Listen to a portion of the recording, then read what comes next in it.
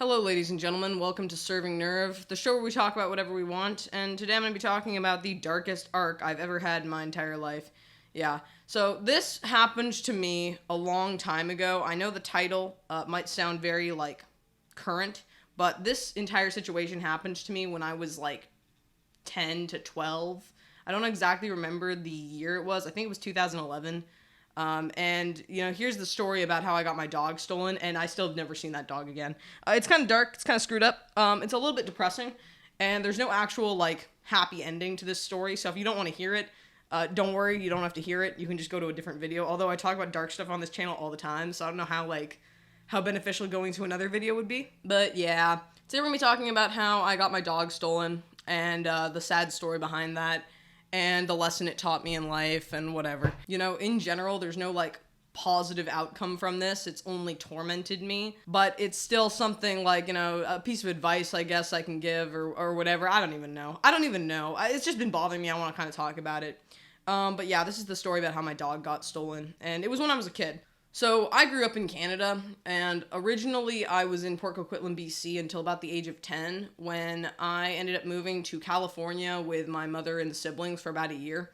During that point, there was an instance of time where my family just randomly got a dog. It was about in 5th to 6th grade, and this dog was being put out, they were just giving them away on the street, basically, in California. They were just, random puppies from a box, basically. And, there was no, shots for this dog. There was no nothing for this dog. My mom just, picked her up, got her, took her home, and we, did some of the basic, stuff to, get the dog to be, able to, live with us, whatever the case was. But there was no adoption paper for the dog. There was none of that. And we named the dog Galliano. And it wasn't actually my dog. It was my older sister's dog. She named it. She took care of it initially. And then it later became my dog when she found that she was just no longer inclined to have a dog anymore. And it's not to be rude. It was just the circumstances that were. And at this time, I was just a kid. I was 11 years old, probably, give or take a year. So pardon the timeline misappropriation. But I ended up moving back with this dog from California back to Canada. And when I got back to Canada, there was an instance of time where everything was fine. We had just moved back. Now, to be fair, we had our car broken into, our stuff stolen from our car, and we took everything in a car with us, by the way, during this time. Me coming back to America in, 2021, that was not the first time I had, lost everything or had to throw everything into storage and then, basically take whatever I had on my back with me. Unfortunately, though, I left my backpack in the car during this earlier time period of when I was 10 years old, getting back to Canada, and that, along with my sister's jeans and a few other little bits and bops, they all got stolen because somebody broke into our car in our apartment complex in the underground parking lot, and they later found the car with a smashed window, but my stuff was gone, which sucks. It was just video games and stuff, but it was still just it just blows bubbles.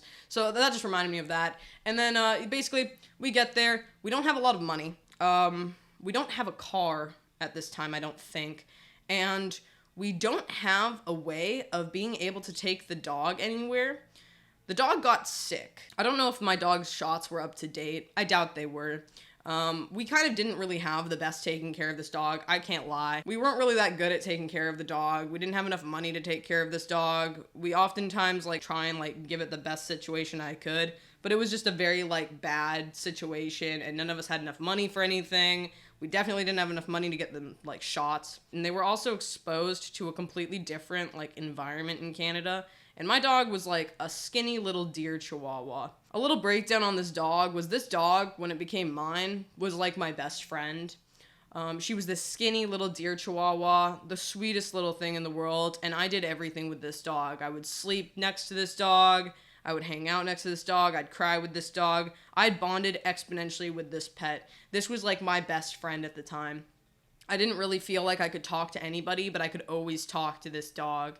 And it was a really important thing for me to have this dog in my life because it was the only thing I could really, make contact with, or the only being in my life that I could kind of just be honest with and felt like I could always have company with without there being any double standards, any loose ends, any weirdness. It was like a completely innocent situation because this dog didn't ever have to judge me. It was just a dog. And I might be saying that kind of weird, but I'm just trying to kind of be honest when I say, like, this dog was, like, my only outlet in life. And also I'd bonded with this dog because we were both all alone usually. I felt like we were both, like, always alone. Like, our mom worked a lot and she had her own circumstances to deal with. My siblings had their own lives and had to deal with the circumstances that were. Me and my little sister hung out quite a fair bit, but my older sister was off doing her thing. My mom was off doing her thing.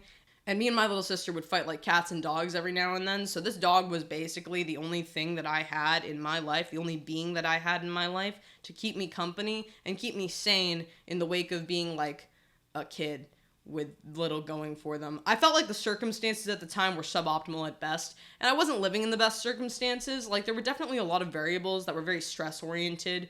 I had a parent separation, all kinds of weird, dumb shit. Basically, just as dog was great, my best friend. Important to me throughout my life. And unfortunately, I only got to be with that dog for about a year to 2 years. Because after that point, when I got back to Canada, the dog got sick. And it was really sick. I mean, I remember, like, I don't know how it caught whatever it caught. I think it might have been the new environment. Could have been the stress of moving. Could have been the colds, because I remember it was snowing out at the time.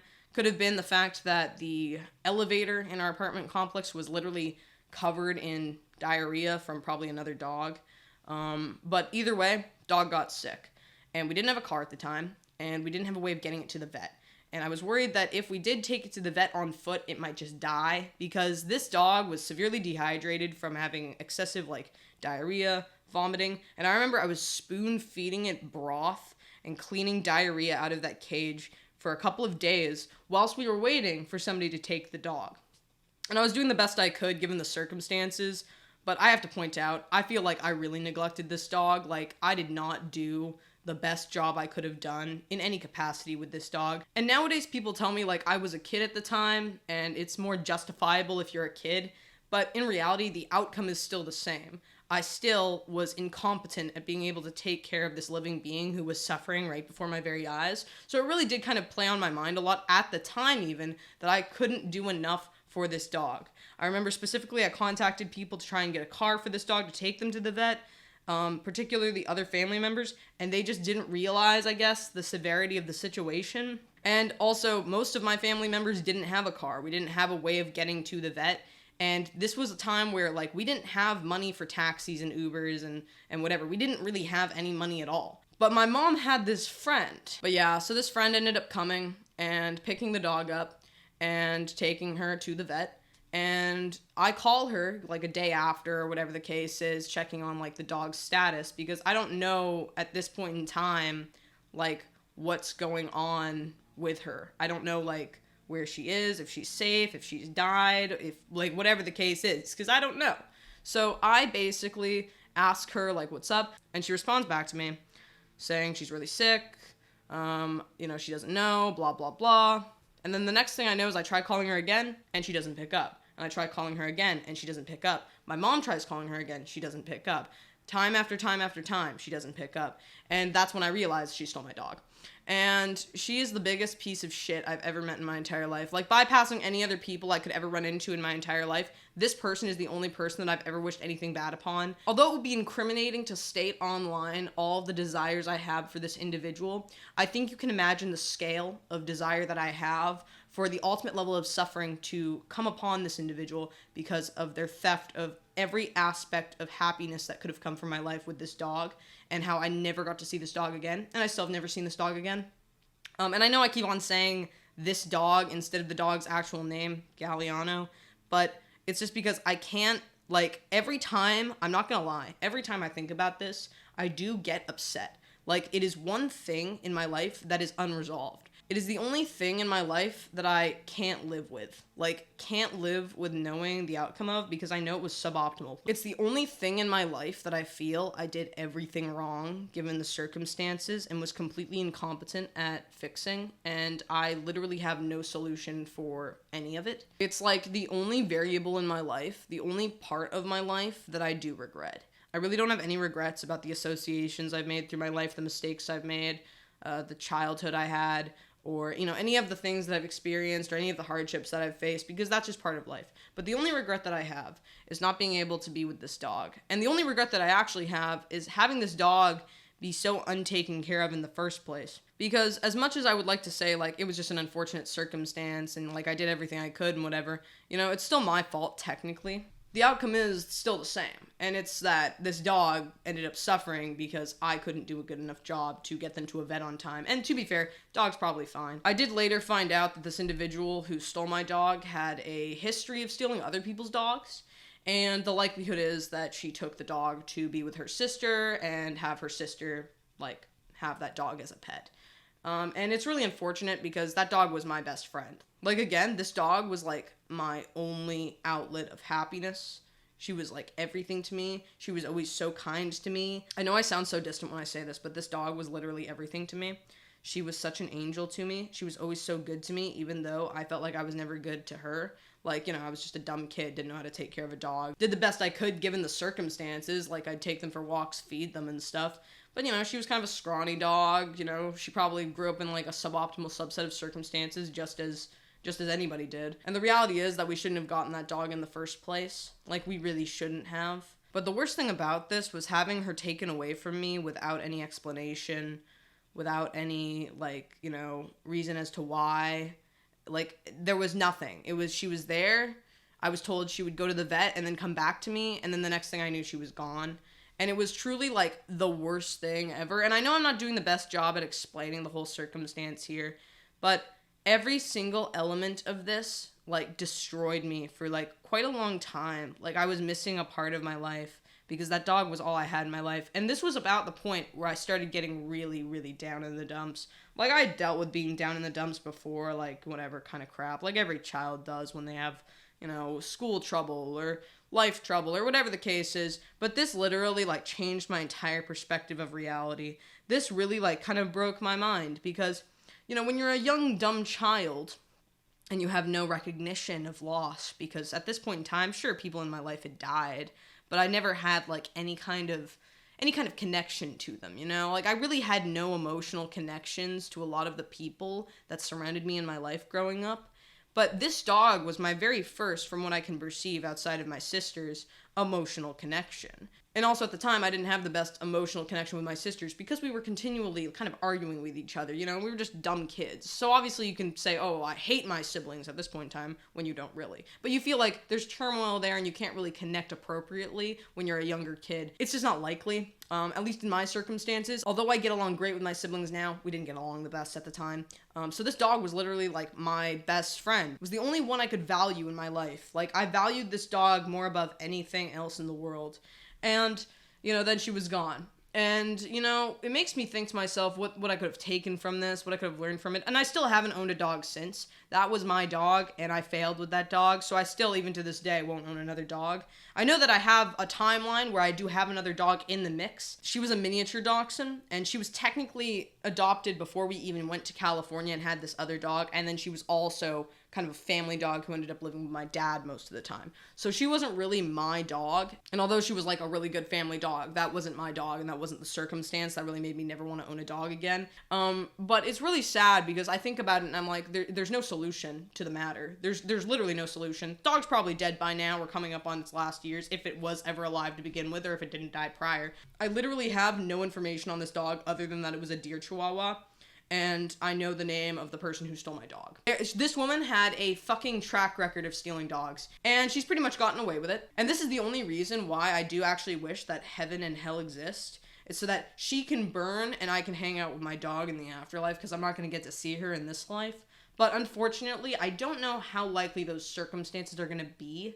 So, it is what it is. But the lesson that I learned from this is actually a pretty important one. So I'm trying to take a little bit of positivity out of this, because honestly, it's a really dark, screwed up situation that messed my mind up even to this day, and it's been a decade plus. So, the only thing I can take from this is the worst thing you can do to somebody, whether you're a parent, whether you're a friend, whether you're a family member, whether you have dogs, you can literally do this with anybody. And, I'm not trying to give you evil, demented advice, but if you want to really fuck somebody up in the head, like really screw them up for the rest of their life, just take away something from them that they can't ever know the whereabouts of, particularly like people and animals and stuff. Like, not even to do with like stealing from them or anything like that, but one thing that will screw them up the most is if hypothetically somebody wrongs you and you just cut them off and you never talk to them again, or if somebody is associated with somebody who is close to you, you get them to cut them off and they never talk to them again. Like, the worst thing is not knowing the whereabouts of somebody or something, and also not having contact with them. And I know that sounds really screwed up and spiteful, but honestly, it's proven so useful in my life already. I mean, me cutting off people in my life has probably been the best thing that I've ever been able to do without feeling any emotion. I feel like the worst thing you can do is make it so that somebody cannot know the whereabouts of a loved one, no matter what they try to do. Like, they just cannot find them. It's why, in my opinion, being kidnapped is much worse than being dead or being found dead.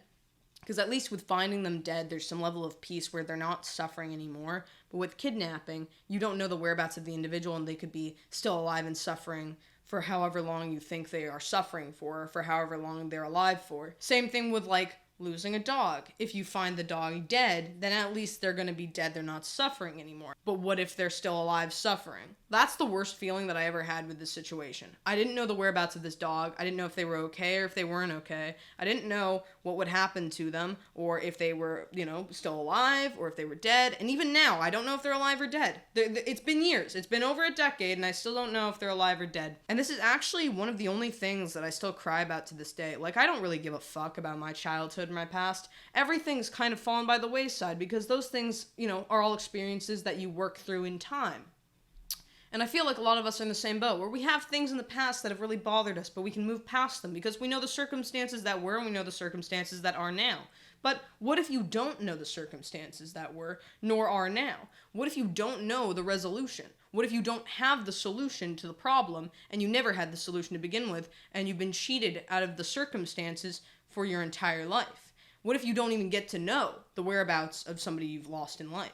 That's why this has bothered me so much. And, I've had years and years and years to think about it, and this is the only thing that's really made me kind of go, like, I'll never be able to own a dog again, because I just can't live with the feeling that I had in the past with knowing that that was my dog, and I even failed them. And I know that I'm not going to be the most, like, logical in this video, because it's kind of delusional to say it's all your fault as a child when you have a bad situation with a pet and somebody else steals that pet and you had no control over the situation because you were a child. But honestly, none of those things seem to matter to me. And the only thing is that, I had the dog, I lost the dog got stolen, whatever you want to, like, state it as, and now I'm no longer with the dog or know the circumstances of the dog. So the reality is that it doesn't matter, like, the intentions or anything like that. The outcome is the same, and the outcome was suboptimal at best, with probable suffering in between, and the outcome of me never getting to see that dog again, or even knowing where that dog is now, or how okay that dog will ever be. It still plays on my mind to this day, is the gist I'm trying to tell you.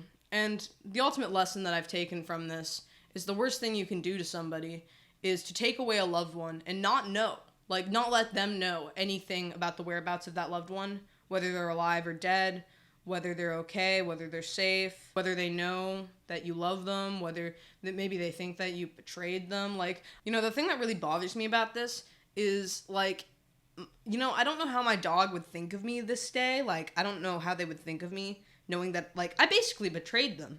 And, the problem is, like, as much as I could, like, appeal to futility and be like, this is just how it was meant to be, and this is, like, how it was, and, like, I was just a kid, and blah, blah. Honestly, dog probably felt different. I'm trying to think about it, like, logically, but I'm not particularly logical at the moment. When I think about this, I think about how, my dog had suffered and probably was looking forward to, like, probably a life that was just, like, fuck. I'm not gonna lie, I refuse to cry on camera because it's really, like, a bitch move. I think it's really scuzzy. It weaponizes emotions against an audience, whatever. But the reality is, like, I cannot actually articulate how I worry about how my dog must feel or their perception of me, without wanting to, like, basically bawl. I do not want to think about my reunion with this dog, and I do not want to think about, like, whatever, like, the dog felt, because that will literally just make me break down. Because I know that dog suffered. Like, I know that dog was in pain and sick, and I couldn't do anything to stop it. And, eventually, like, I'm glad that they got fucking dog napped, because at least then, even though, like, I lost them, and I'm still tormented about it slightly to this day, slightly, even though I think about it quite a lot. I'm not gonna lie. At least then they got the opportunity, hopefully, to live a better life and at least not like die of a horrible sickness. I don't even know what the sickness was. But it really sucks. I think about this a lot, and I feel like it's one of those things that's gonna be like my only, hopefully only, perception of myself and circumstance that cannot be forgiven. Like, it's completely unforgivable. Like, it doesn't really matter. Like, I can come up with justifications for being, a young, dumb kid. I can think to myself, oh, it was just what it was meant to be. But honestly, it'll just torment me. And I could think and work through it, I suppose. But the reality is that I know it's going to torment me probably for the rest of my life. It's going to make me never want to own another pet again. It's going to make me loathe and desire only damnation for the individual who stole them. And it's gonna make me have serious trust issues in the future. But at least this is a good lesson for if I have kids. Never trust anybody with my kids other than me and my husband or whatever, if I ever get one of those. You know what I mean. Trust nobody, especially in the wake of something you cannot lose. Calculated risk is incredibly important. And, would you be willing to risk a loved one? If not, don't make the risk. That's the only thing I can think of. And on top of that, the only thing I can also take home from this is the worst thing you can possibly do to somebody. The worst thing you can possibly do to anybody. If you want to really screw somebody up in the head for years to come, for the rest of their life, really, for decades at least, if they're a sentimental person, I guess, whatsoever, or whatever the case is, I don't even think they need to be sentimental, just take away their potential of being able to know the whereabouts of a loved one. And, it doesn't matter if that loved one is safe or not.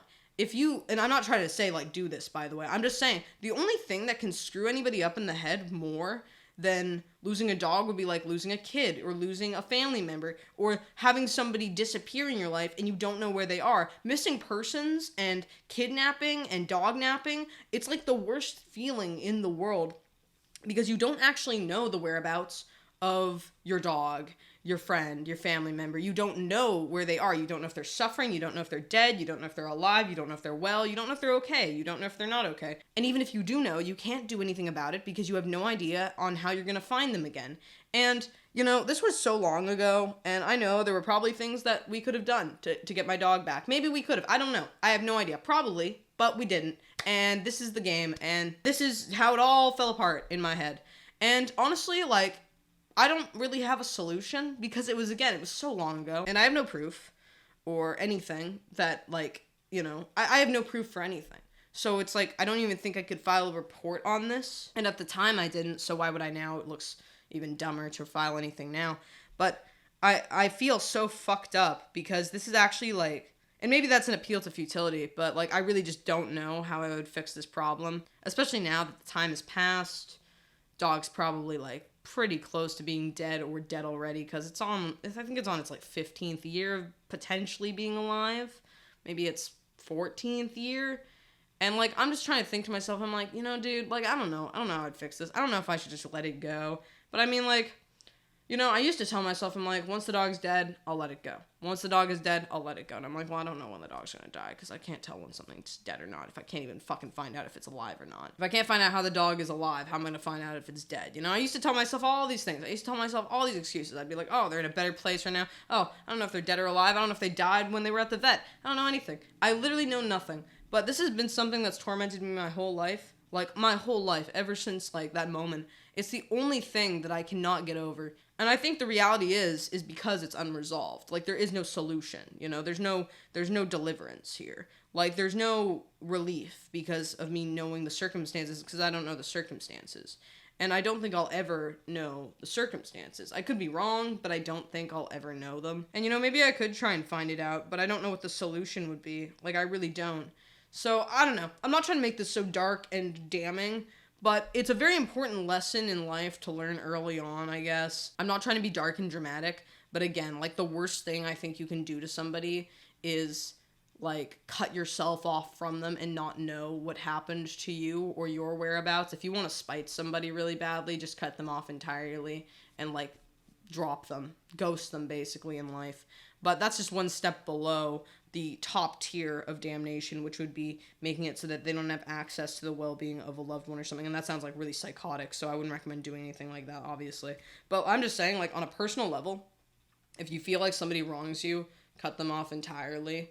And also, don't trust things and people, particularly with other people. That's my personal opinion. If you've got kids, or you've got a dog, or you've got anybody who you have responsibility for and you don't want to lose them in your life, don't trust them to other people.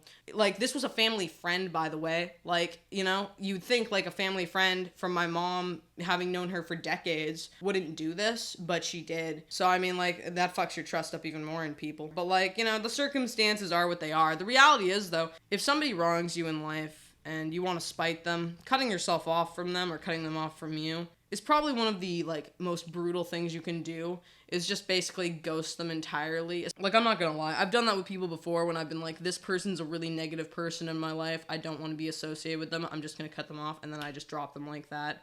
And it's only happened a couple of times in my life, but it is something that I've played to, and every time I've done it, I've thought back to my dog.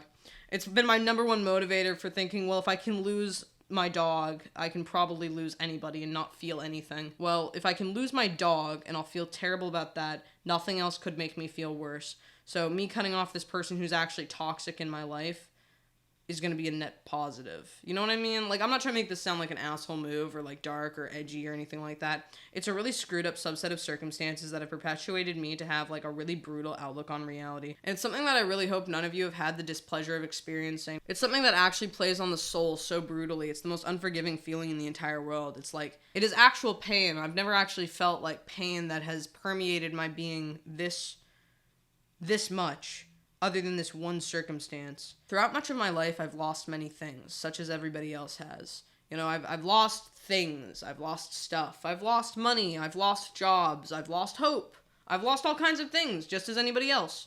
But the one thing that I cannot get over is me losing my dog. And it feels completely hopeless. But it's also so, like, dead. Like, the entire outcome is so dead. And it was such a wall of bricks that I had been slammed into, that even to this day, I have no will to, like, know what to do. I always have never known what to do with this situation. And I wish I really did do something when I could, or even, like, a few years later when I had more intelligence and was a teenager.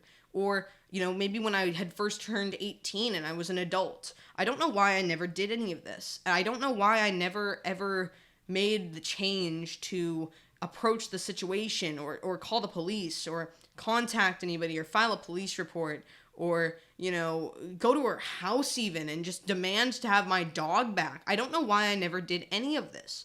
And I sit here bathed in regret because I didn't do enough. I really feel like when I had the dog, didn't do enough.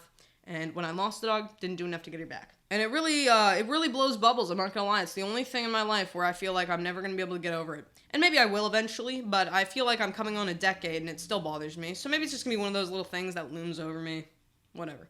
Point being made, though, is if you really want to damn somebody, just cut them off from something that they love.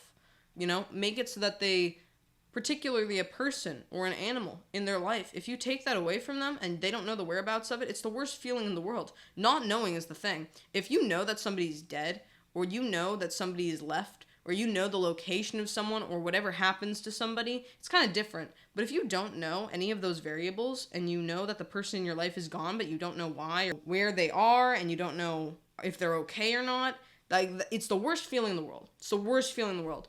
I don't know, it's just brutal. But, you know, in the wake of yourself, I guess if you wanted to weaponize this ability, you could just do it with other people and ghost them. Like, I guess ghosting is one of the worst things too then, because if you cut people out of your life and you just disappear, could probably screw a lot of people up if they like you. Maybe you wouldn't like them, that's why you'd want to ghost them. But I'm just trying to think of like a positive thing I can take from the circumstance. Guess it has made cutting people off in my life a little bit easier. And also, I don't think I would have been able to leave Canada if my dog were with me and still alive and whatnot. So I guess those are all positives, but it's come at the grand cost of me losing my friend that I still know nothing of. I don't know the whereabouts of them. I don't know if they're dead or alive. I still don't know. And, you know, it's played on my mind for years. So I don't really know, like, why I'm even talking about this. I don't know the solution to it. I just feel like I need to talk about it because this has been the worst thing in the world for me. Like, this is actually the only part of my life that I regret. This is the only part of my life that I wish I could go back in time for.